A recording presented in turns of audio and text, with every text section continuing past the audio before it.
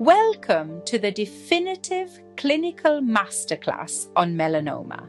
Today, we bridge the gap between advanced molecular research and 20 real-world clinical cases that define modern dermatology. Our goal is to sharpen your diagnostic intuition. We will analyze 20 unique clinical presentations, ranging from classic lesions to the most deceptive mimics, and explore the cutting-edge personalized treatments of 2026.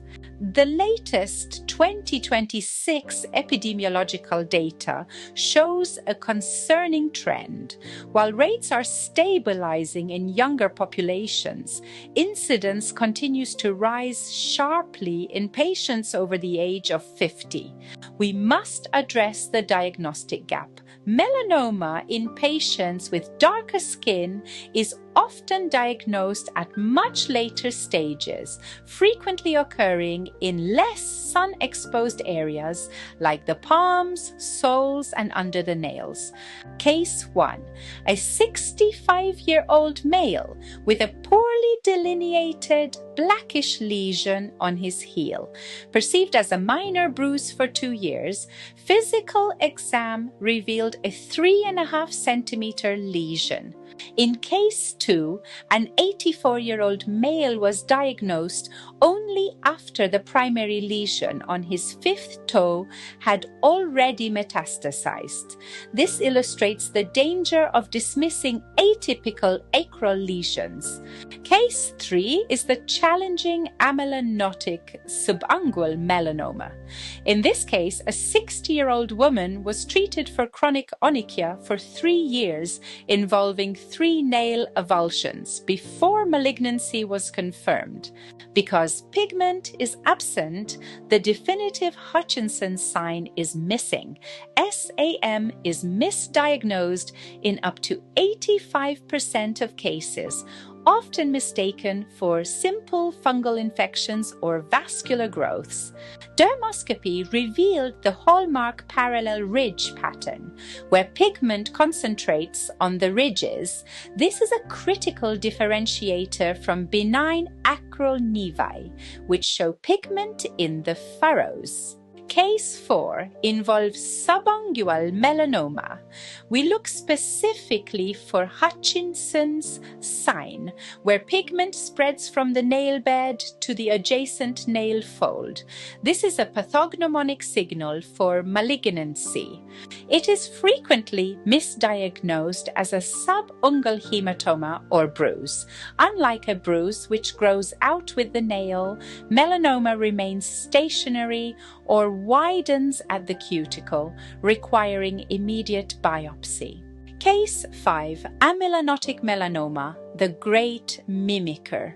Lacking visible pigment, it often presents as a firm, dome-shaped pink nodule, making it nearly invisible to standard screenings. In this 72-year-old patient, periorbital redness was treated as dermatitis for 3 years. By the time of biopsy, it had reached Clark level 4, requiring 9 reconstructive surgeries. When color is absent, the ABCDE rule fails. For these cases, we prioritize the 3 R's: red, raised, and recent change. If a lesion is changing and vascular, it must be evaluated. Dermoscopic examination must focus on polymorphous vascular patterns, loops, coils, and dots, rather than the pigment networks we look for in standard melanomas. Speed is a diagnostic emergency. Some subtypes skip the horizontal radial phase entirely, invading the dermis and reaching blood and lymph vessels within months. Case 6 is nodular melanoma, our aggressive sprinter. It humps up from the skin and invades deeply without an in situ component, as seen in this 51-year-old patient.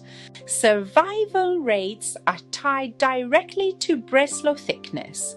For nodular types detected at over 4 millimeters, the 5-year survival rate can drop from 99% to just 27%. Conversely, case 7 is the classic superficial spreading melanoma. Making up 70% of cases, it typically enlarges slowly, providing a larger window for successful early detection. In this classic case, we see notched borders and a blue-white veil.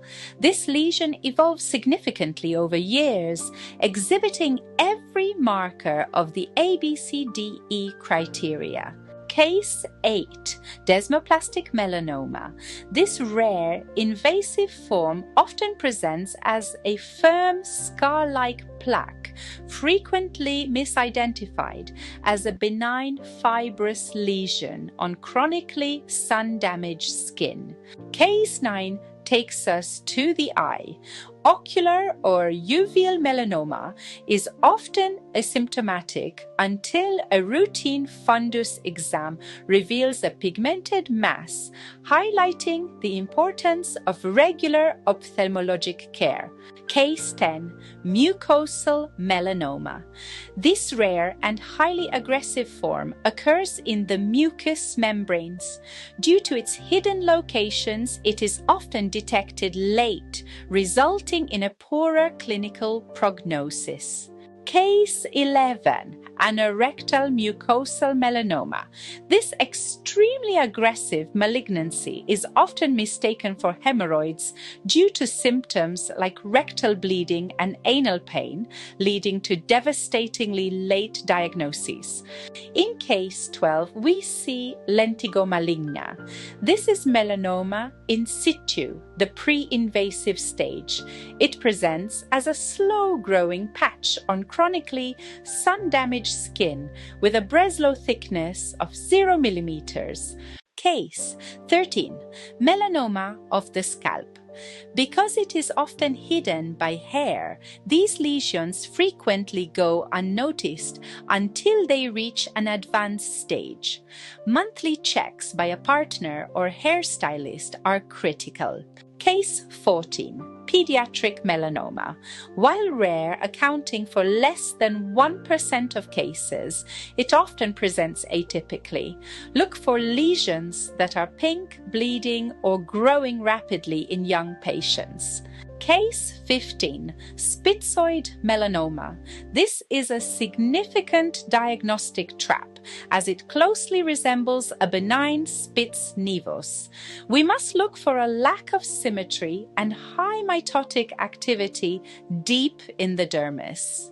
Case 16, nevoid melanoma. It simulates an ordinary mole so perfectly that it's often submitted as an irritated nevus.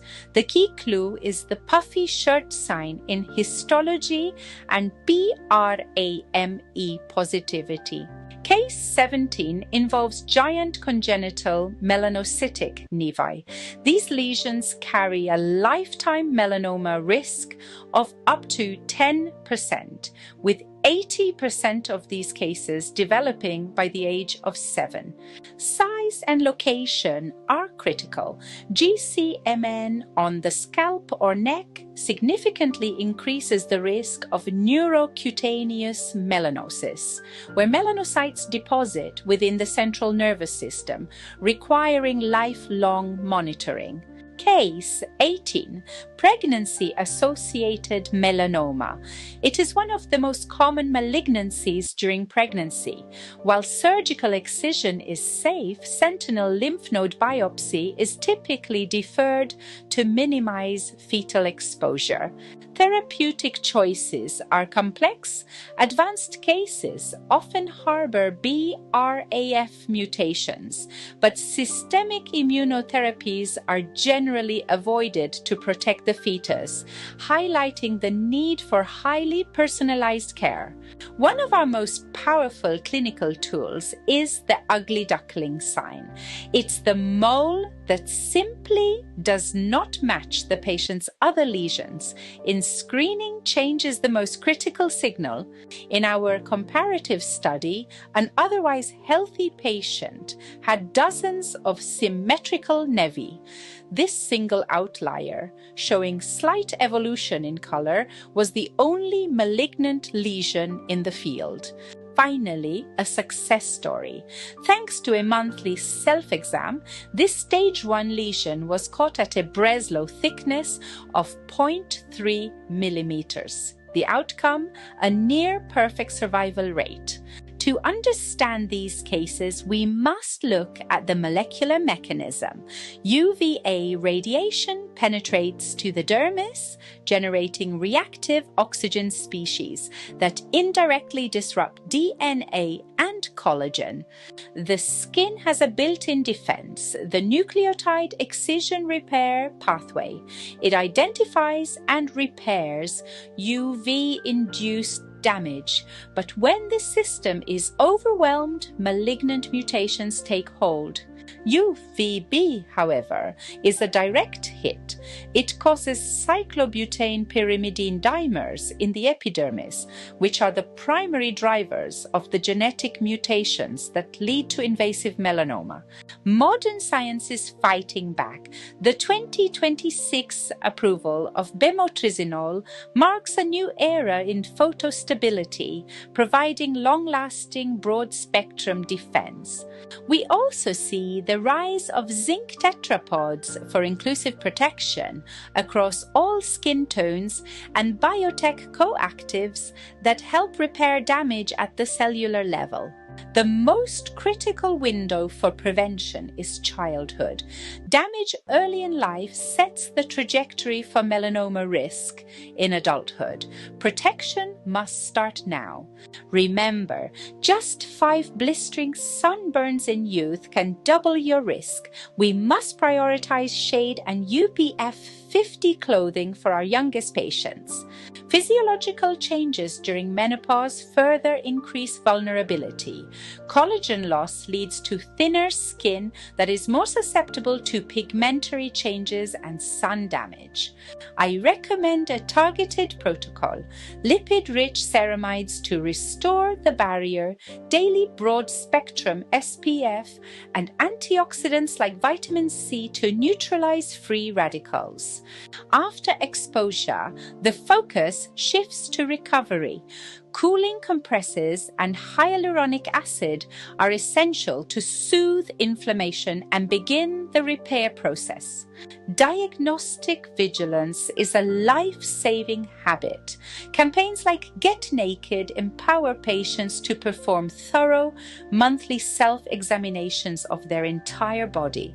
For advanced cases, breakthroughs in tumor-infiltrating lymphocyte, or TIL, therapy have nearly doubled the 5-year survival rate for metastatic melanoma since 2009. The most exciting horizon is personalized medicine.